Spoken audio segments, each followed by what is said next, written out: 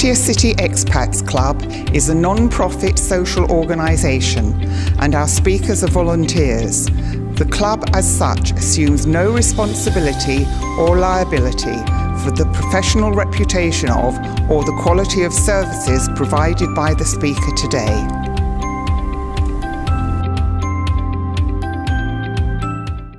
G'day and Swaddy Cub. Well, it's Ren Alexander here with a very dangerous man. I suggest if you see him somewhere, you might like to take protective measures. This is Ryan Bayley from Australia. G'day. G'day. That's all. It's safe to hear from him.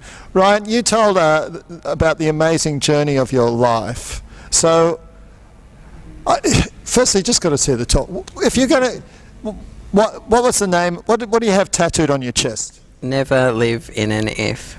Never live in an if. And that sums up so much of your life. Yeah, it does.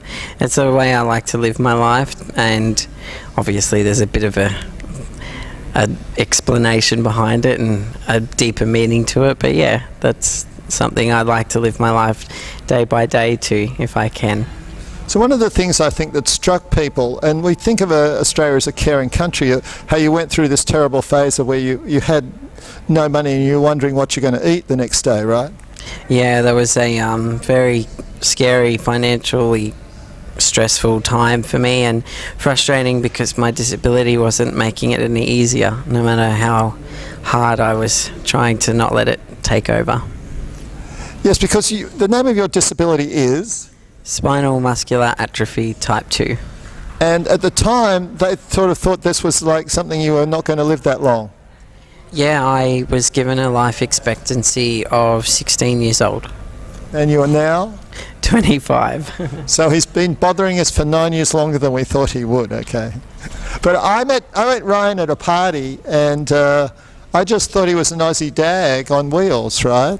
So, and I said, oh, you got to give a talk at the Expat Club, and then because of it, you had to say yes, right? Because what's tattooed on your chest? No, that's the deeper meaning to it. But yeah, no, I just liked the way you carried yourself and the way you spoke and your documentary and things, and I was interested in, I just thought we clicked at the end of the day. Yeah. Because I grew up around disability. My brother was cerebral palsy and epileptic. So if you were going to give one tip to people to take away from your talk today, one thought about what they might do in the next week differently than they did in the last week, what would you say? Never live in an if. Yeah, I really would. But what they took from how I spoke about it, yeah. I think one of the things that horrified me that I couldn't relate to, was really shocked me, is how you often get abused on a almost daily basis in Australia. Yeah, that's well, I actually forgot to mention in the talk that happens in Thailand as well. But in Thailand they might not say it, they will look down at me, but not Thais in general. It's all human beings. Everyone has their own version of, like you're explaining, some people think it's through karma that I'm in a wheelchair.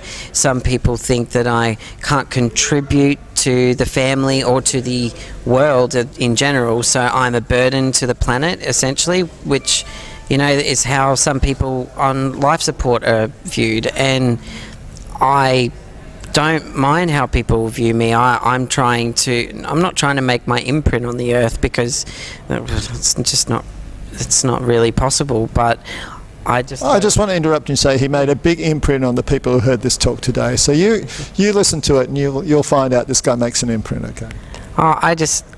If I can do anything, it would be a pay it forward sort of attitude, and always there's always a positive in every negative, really. Like, you just got to try and be happy. Well, obviously everything's easier said than done, but it's really important to just live life.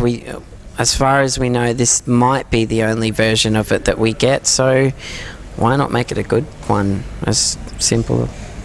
So there you go. So in the next week, don't live in an if, right? Because sometimes it's better to have a go and regret the things you did than regret the things you didn't do.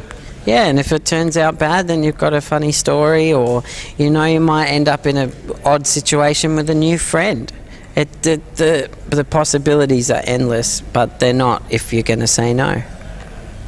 And on that note, we'll say goodbye and swaddy cub for this week. Swaddy cub.